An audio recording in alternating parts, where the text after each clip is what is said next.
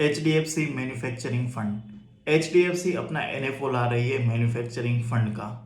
हम इंडिया में देखने जाए तो मैन्युफैक्चरिंग फंड का कितना, मैन्युफैक्चरिंग सेक्टर का कितना हिस्सा है वो देखते हैं। हमारी जो जीडीपी है उसमें से 30% है वो इंडस्ट्री सेक्टर्स का है, और उस 13% में से 15 to 18% है जो हमें अभी मैन्युफैक्चरिंग सेक्टर जीडीपी में अपना कंट्रीब्यूशन कर रही है।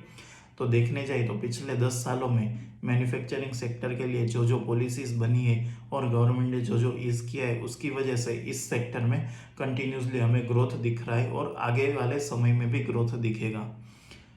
अभी हम इस फंड की बात करें तो इस फंड में हमें क्यों इन्वेस्ट करना चाहिए, ये फंड कब तक चालू रहेगा। ये फंड है वो 26 अप्रैल से 10 मई तक ओपन रहेगा, जहां हम इन्वेस्ट करेंगे और उसकी एनएवी रहेगी 10 रुपये। तो चलिए हम समझते हैं कि हमें इस फंड में क्यों इन्वेस्ट करना चाहिए। आई एम कुशल मानिया, MBA finance CIN agency manager.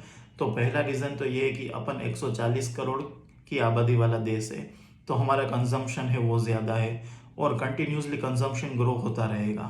तो अभी कंजम्पशन अपन करेंगे तो मैन्युफैक्चर चीज़ें भी होने वाली अभी कहीं और हो रही है, वो जाके आगे इंडिया में होगी और कंटिन्यूसली इंडिया में कंजम्पशन बढ़ता रहेगा, तो हमारे इस सेक्टर को बेनिफिट रहेगा। दूसरा है कि अभी इंडिया में लो कॉस्ट में लेबर अवेलेबल है।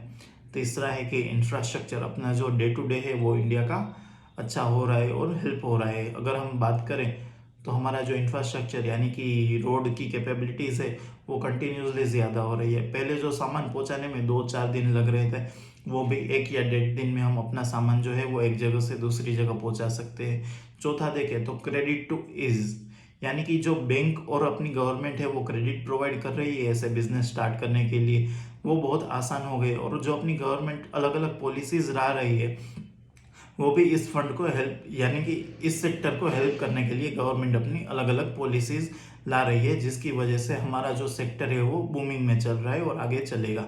तो हम इस स्पेसिफिक फंड की बात करें तो मिस्टर राकेश सेठिया है इस फंड के फंड मैनेजर रहेंगे जो फंड को मैनेज करेंगे।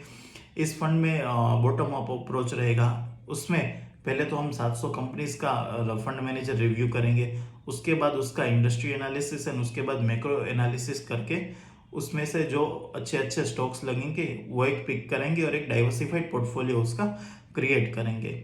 इस फंड के टॉप सेक्टर्स में हम देख सकते हैं automobiles, capital goods, consumer goods.